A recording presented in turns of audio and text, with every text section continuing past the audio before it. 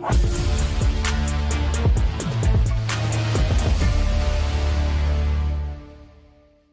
friends, this is Dr. Sandeep Chaitanya. I completed my BTech, MTech and PhD in the area of cybersecurity and ethical hacking.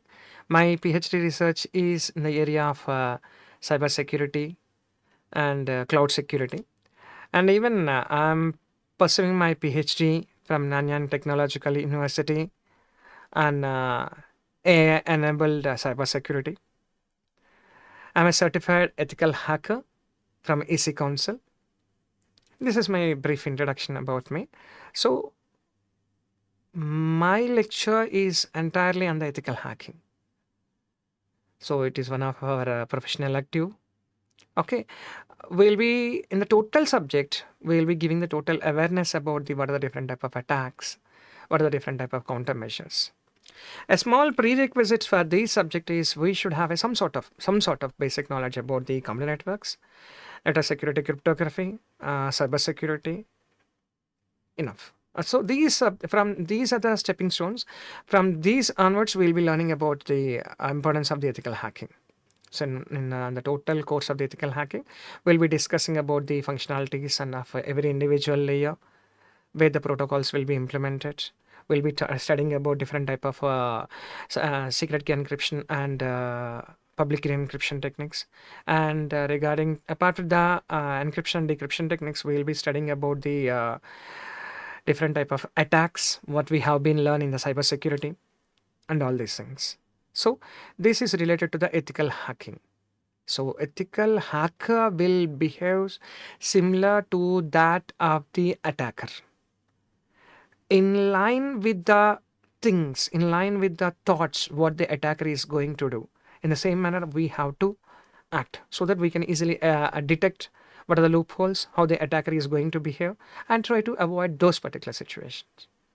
This is about the brief scenario of the ethical hacking. And everywhere, whether you are working in a sort of environment, in the social media, or else in the case of IT sectors, in the banking sectors, financial sectors, in the whether you are employing in the case of what I have to say, in the private organizations or else government organizations, everywhere we should have a thorough enough knowledge about the cybersecurity. So we will be learning about the ethical hacking techniques here. Let me go in detail about each individual unit. The first unit will be mainly talking about the basics about the ethical hacking. Okay, how the attacker will be behaving. In line to that, what is the process that will be followed by the attacker. In line to that, how the ethical hacker has to behave in order to detect what type of actions that will be carried out by the attacker. Okay, we'll be talking about the total ethical hacking basics here, or different type of terminologies. Okay, what is the difference between the hacker and more of the crackers? So generally, we will be talking about the hackers, crackers, intruders, attackers with a different type of names. So how they are being differentiated? What are the different type of functionalities that will be carried out by every individual person? So this is the entire thing we will be learning in the first part of the first unit in the ethical hacking basics. And next, we'll be talking about the footprinting and motor scanning. So here we'll be simply following some sort of 7-step information gathering process. Footprinting is nothing but gathering the information. So at everywhere, especially once we are in the digital environment, at everywhere we'll be leaving some sort of footprints. Okay, let me go with a small example. From our birth itself, we'll be following some sort of footprinting. Once we have been born, okay, digital document will be maintained saying that okay, this is a time, this is a place, this is a hospital, these are the parents. Every information will be maintained. Okay, and that same instant of time itself, they will be giving some sort of birth certificate itself. Once a birth certificate has been issued to me, it's a digital document. It will be available throughout our life as per for the validity. So there we are leaving some sort of footprints from the born of ourselves. We are leaving the footprints in the digital world. Once we are logging into one particular network, okay, once we are moving to any sort of let me go with any airport or else any sort of railway station or else a bus stand, I want to access some sort of internet. I don't have the signal services. What I will be doing? I will be relying on the public networks. So public Wi-Fi. So there I will be creating our own credentials, and I will be logging to the logging, and I will be tending to use the internet. So there I will be leaving some sort of footprints. So that implies some so and so user has logged into some sort of websites and so and so time for so and so duration. He has logged into some sort of websites. This action that has been carried out. So as the entire information has been maintained as a log history, digital footprint will be created there. So everywhere, whether you are in the class, okay, you are attending some sort of online lecture here. So once you want to listen to my videos, you have to log into YouTube with some sort of your own Gmail or college credentials, or else your own personal logins. That implies at that instant of time you are creating one particular footprint. So the footprint gives the total information. You have been logged in some so and so time. You have logged out. Okay, how many number of times you have been seen that particular view that particular video. Okay, have you? What is the type of actions that has been carried out by you? Okay, whether you have been switched to other tabs, everything. So a digital footprint will be created once you are connected to the internet. A footprint will be created. So once we are having the footprints, the second part of the syllabus will be mainly talking about how we are going to gather that particular footprints to make the required analysis in a proper manner. Okay, so identity target organizations information has to be collected. Okay, network information will be collected. Okay, our own operating system on which we are working with, that particular information will be collected. So everywhere, what not, the total information will be collected, and that information we are going to analyze to check is there any trapdoors, is there any loopholes, is there any backdoors. All the things will be simply analyzed, not to have any sort of attacks. This is about the total first unit. Next, in the second unit, we'll be mainly talking about the enumeration. This particular enumeration, similar to that of the footprints, it will be gathering the information about the system, what you are using, what are the applications that has been used by you, what is the operating system that has been installed, what are the different type of applications, different type of services, what are the different type of resources that has been used by you. All the information will be collected. That is nothing but the enumeration. Collecting the information from multiple sources. And these particular information will be used in order to make the required analysis. Is there a chance of having any sort of attacks? And next we'll be talking about the system hacking also. Here the system hacking will be mainly talking about the or else the technologies or else the tools that will be used in order to gain the unauthorized control over the entire network or else entire resources. So it may be the different type of patterns that will be used by the attacker. Okay, they will be simply constantly hacking our own system or else accounts. It will be possible only through the, first of all, the basic stepping stone is nothing but the credentials. How we are going to steal the password, how we are going to have that guess the required passwords. The best thing is nothing but the brute force attack. Once I have enough knowledge on you, I can check what maybe the password is of. Okay, this is how I will be simply making some sort of brute force attacks or also guessing attacks. All these things comes under the automated password guessings. Okay, in some sort of cases, even the authorized person, they will be escalating their own access control privileges. Okay, even though he is not authorized to certain amount of database, he will be tending to access that particular database. Not only accessing, he can modify that particular access also. So this is how the attackers will be hacking our own system. And these are the different type of things what we'll be studying in the case of second unit. Coming to the third unit, we'll be mainly talking about the Trojans and what are the different type of backdoors. And even we'll be talking about the sniffers and sniffing technique also. In the third unit, we'll be talking about the different type of Trojans. Okay, how these particular Trojans, by using these particular Trojans, what are the different type of weak ports, weak network ports that has been available. Okay, what are the different type of communication methods, and what is the main goal of the Trojan, the attacker, what he is very much intended to do, to gain the supervisory control over the entire network or also entire system. And what are the different type of Trojan infection mechanisms that will be used by them, how these Trojan attacks will be done, on my database, how we will be getting the malicious emails or also malicious patches to the authorized data. Okay, how he is going to send some sort of suspicious mails, unauthorized or also unpredicted attachments.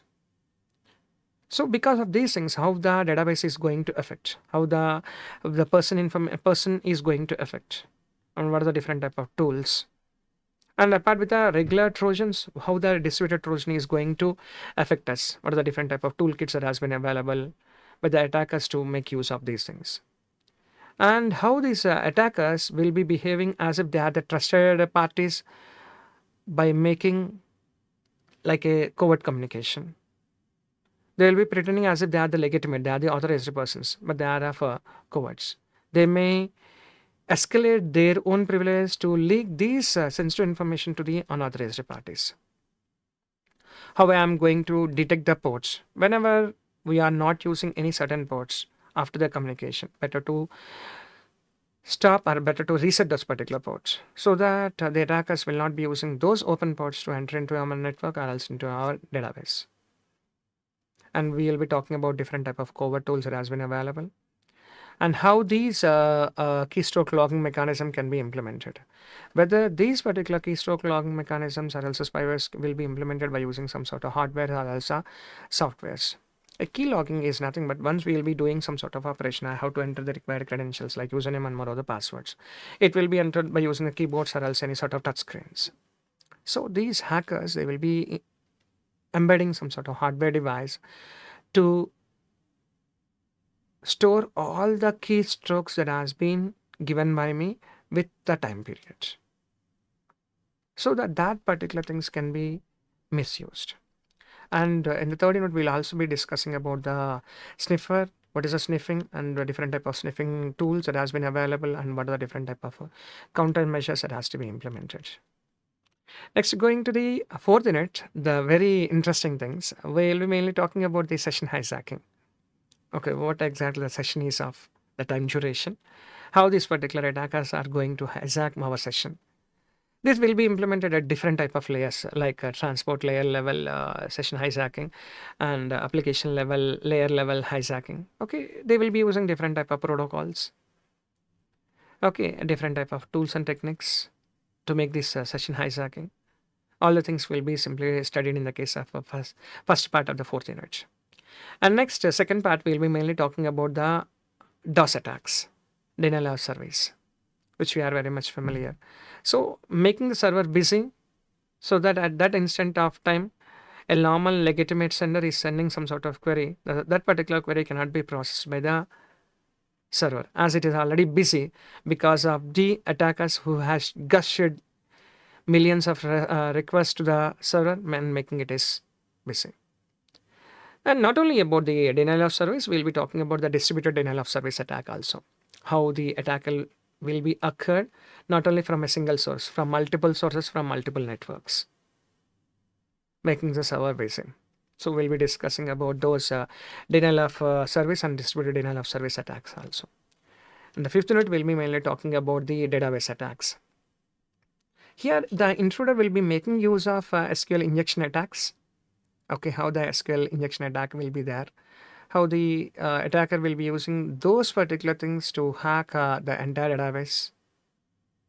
And next, we'll be talking about the second part regarding the social engineering.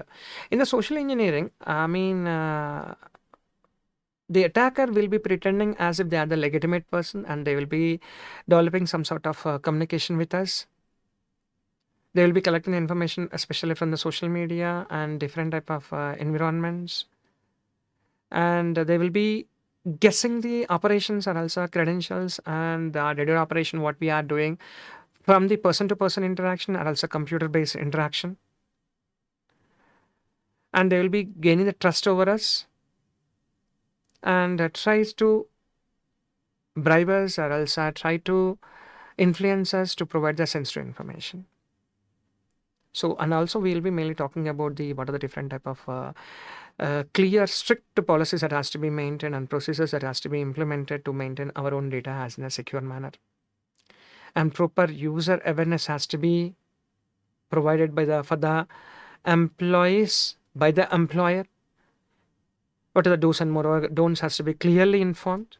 If any employee is violating these things, what are the different type of termination policies that has to be implemented? So, in order to have a proper secured environment.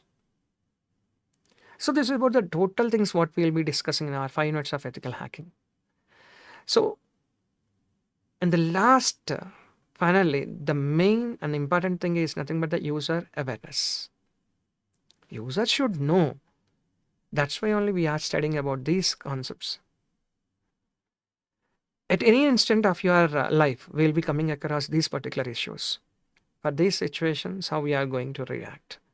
This is our main goal of learning about the ethical hacking.